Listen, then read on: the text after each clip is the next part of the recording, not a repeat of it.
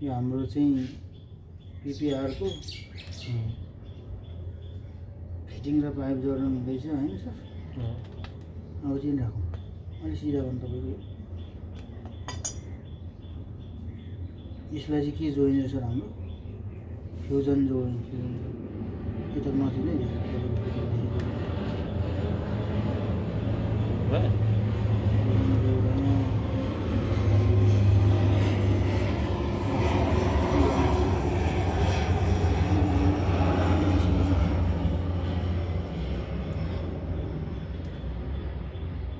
Fusion जोडाइ सिधा राख्नु थाल्लो राख्नु तपाईँले गर्न सक्नुहुन्छ। फ्युजन जोडाइनको कामहरू भइरहेछ हाम्रो चाहिँ पम्प जोडाइ भइरहेछ होइन पानी पम्प जोइन भइहाल्छ